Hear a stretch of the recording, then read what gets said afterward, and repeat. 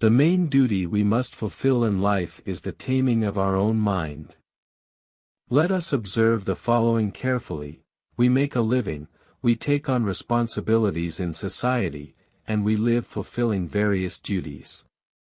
But through all of this, what are we truly expecting? At the core of everything we do, there is only one thing we expect. What is that? Peace and happiness. Nothing else. Why do we seek wealth, power, prestige, social status? It is to find peace and happiness.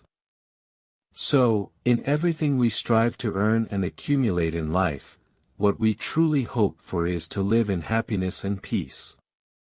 But no matter how much of such attributes, wealth, power, prestige, or social status, one gathers, true happiness and peace cannot be found in life along these ways. Now, take a moment to observe: everyone in life seeks peace and happiness for their mind. No one ever wishes for sorrow or suffering. What they truly long for is happiness and contentment. Yet, what do we see? From morning till night, people struggle and become exhausted. If you ask them why they work so hard, they will have an answer: I am searching for happiness and peace. For example, do wealthy truly acquire happiness, according to the belief of the majority that wealth brings forth happiness? They may display a false sense of joy, but do they experience genuine happiness, a deep, inner, unwavering, and ever-present contentment? Do they have pure, untainted joy in their lives? No, they do not. Now, think wisely: there are over 8 billion people in this world. Among them, who has truly inherited happiness and peace? As there aren't many, why couldn't they find it? Because they are walking the wrong path. How are they searching for this happiness? They do it through different methods and approaches. People search for happiness by following paths that were taught to them by others. Initially, we learn from our parents. As we grow older, we go to school, where teachers guide us, saying, "Follow this path, and you will find happiness and peace." If our parents did not take refuge in the teachings of the supremely enlightened Buddha, they would have unknowingly shown us the wrong path. If our teachers did not take refuge in the Lord Buddha's wisdom, they too would have directed us down a misguided road. But if someone truly finds what they are searching for, what should happen? They should stop searching. If those seeking happiness and peace have truly attained it, there is no longer a need for a chase after it. If one does not come to understand the path shown by the Supreme Lord Buddha, they will never truly attain happiness and peace at any point in this life. There is a simple way to determine whether someone has achieved true peace and happiness, or at the very least, whether they have even set foot on the path that leads to such happiness. That is to see whether that person has come to a stop in life, whether there is a point of rest. For example, imagine someone searching for a medicinal herb. They keep searching, wandering through the forest, tirelessly looking for it.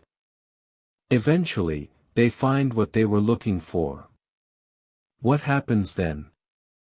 They stop searching. The moment they obtain what they were seeking, there is no need to keep looking anymore.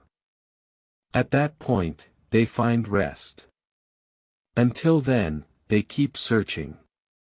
If someone never stops running, if they keep chasing after forms, sounds, smells, tastes, touches, and thoughts, believing they will find happiness through them, then that person has not yet achieved true peace and happiness. They are still searching. If someone is truly seeking happiness, they must follow the Dhamma, the teachings of the supremely enlightened Buddha. Only then will they encounter true happiness in life. Real happiness exists in the place where one stops searching for happiness.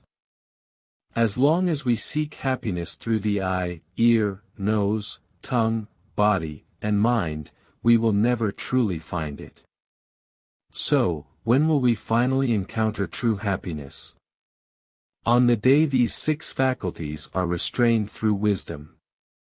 On the day we realize that nothing we experience through them brings lasting joy. On the day we understand that what we have been experiencing through them, across endless cycles of rebirth, has not been pleasure, but suffering. So, what is suffering? Suffering is the inextinguishable blaze, the mental distress, the endless dissatisfaction no matter what one does. Physical pain of lacking food or water, even that is a part of the above-mentioned suffering. When someone lacks food and water, what do they actually experience? That mental distress continues to grow. If one cannot tame this mind, that leads to destruction. Because the mind is unrestrained, happiness doesn't arise. With an unrestrained mind, no one can ever find true peace and happiness. Happiness arises only when the mind is controlled through wisdom. And how does the mind become restrained through wisdom? It happens when one hears and understands and comprehends the profound Dhamma of the Supreme Lord Buddha. Comprehending is the realization of the 4 Noble Truths. What do the 4 Noble Truths reveal? Indulging in the eye, ear, nose, tongue, body, and mind, leads to arising an aggregate of suffering instead of lasting pleasure. Through this diminutive gratification and pleasure, through indulging in the 6 senses, karma accumulates. What is karma? Karma is thought, speech or action stemmed from intentions of desire, aversion and delusion. It is this accumulated karma that causes a being to be reborn again and again. Therefore, this life we have now is a result of the karma from past existence. Likewise, our next existence will be determined by the karma accumulated in this life. In this way, this endless cycle of existence has been in motion, which is called samsara. The Supreme Lord Buddha referred to this very life as the aggregate of suffering. Living with an ablaze mind that is enslaved to cravings, bound and entangled in desires, seeking gratification through the senses, is definitely accumulating mental and physical distress. So, what has been happening long since?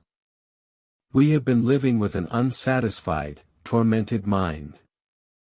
And what has been the result of such existence? Nothing of true value has come out of it.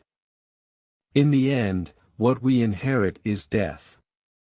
When one truly understands and realizes the profound Dhamma revealed by the Supreme Lord Buddha, they gain the ability to put an end to this endless cycle of birth, aging, and death, the samsaric existence. The understanding of the profound Dhamma leads one to take refuge in the Noble Triple Gem, the Buddha, the Supreme Enlightened Majesty, Dhamma, his teachings, and Sangha, his noble disciples, and strengthens one's path towards the ultimate bliss, Nibbana.